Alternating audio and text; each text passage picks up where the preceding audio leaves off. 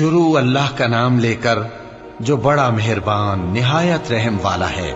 حامیم، اس کتاب روشن کی قسم کہ ہم نے اس کو ایک مبارک رات میں نازل فرمایا، ہم تو خبردار کرنے والے ہیں۔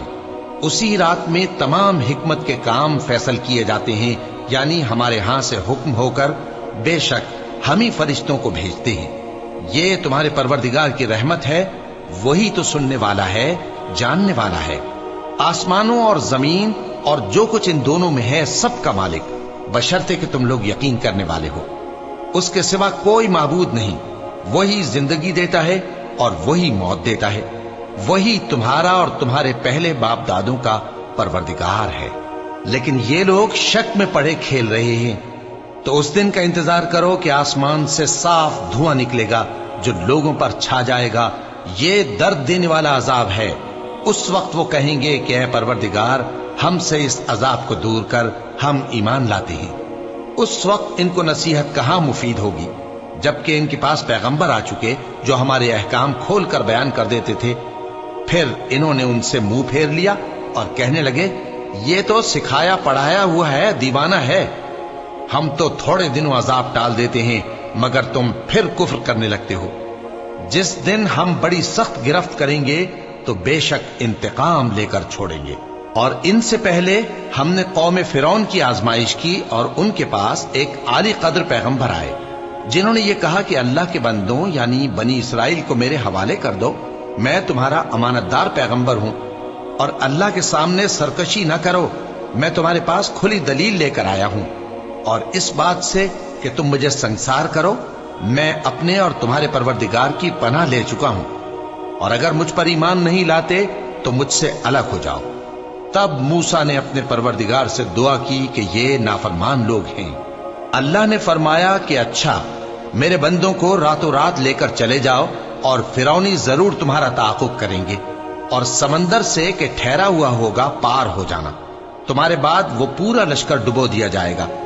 وہ لوگ بہت سے باغ اور چشمے چھوڑ گئے اور کھیتیاں اور نفیس مکان اور آرام کی چیزیں جن میں وہ عیش کیا کرتے تھے۔ اسی طرح ہوا، اور ہم نے دوسرے لوگوں کو ان چیزوں کا مالک بنا دیا۔ پھر ان پر نہ تو آسمان اور زمین کو رونا آیا اور نہ ان کو مہلت ہی دی گئی، اور ہم نے بنی اسرائیل کو ذلت کے عذاب سے نجات دی، یعنی فرعون سے۔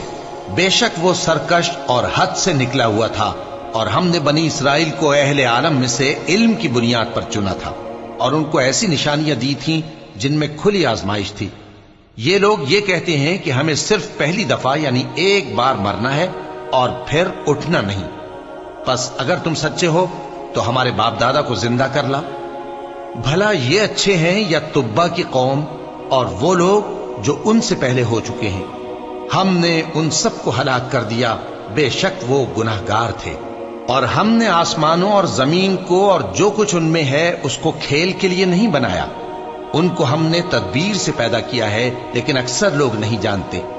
کچھ شک نہیں کہ فیصلے کا دن ان سب کے جی اٹھنے کا وقت ہے، جس دن کوئی دوست کسی دوست کے کچھ کام نہ آئے گا اور نہ ان کو مدد ملے گی مگر جس پر اللہ مہربانی کرے۔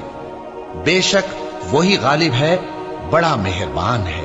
بلا شبہ تھوہر کا درخت گناہگاروں کا کھانا ہوگا، جیسے پگھلا ہوا تانبا۔ وہ تھوہر پیٹوں میں اس طرح کھولے گا جس طرح گرم پانی کھولتا ہے۔ حکم دیا جائے گا کہ اس کو پکڑ لو اور کھینچتے ہوئے دوزخ کے بیچوں بیچ لے جاؤ، پھر اس کے سر پر کھولتا ہوا پانی انڈیل دو کہ عذاب پر عذاب ہو۔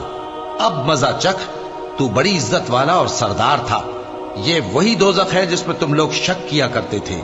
بے شک پرہیزگار لوگ چین کے مقام میں ہوں گے، یعنی باغوں اور چشموں میں باریک اور دبیز ریشم کا لباس پہن کر ایک دوسرے کے سامنے بیٹھے ہوں گے۔ وہاں اس طرح کا حال ہوگا، اور ہم بڑی بڑی آنکھوں والی حوروں کو ان کی بیویاں بنا دیں گے۔ وہاں امن و اطمینان سے ہر قسم کے میوے منگائیں گے اور کھائیں گے، اور پہلی دفعہ کے مرنے کے علاوہ موت کا مزہ پھر نہیں چکھیں گے، اور اللہ ان کو دوزخ کے عذاب سے بچا لے گا۔ یہ تمہارے پروردگار کا فضل ہے، یہی تو بڑی کامیابی ہے۔ ہم نے اس قرآن کو تمہاری زبان میں آسان کر دیا ہے تاکہ یہ لوگ نصیحت حاصل کریں۔ پس تم بھی انتظار کرو، یہ بھی انتظار کر رہے ہیں۔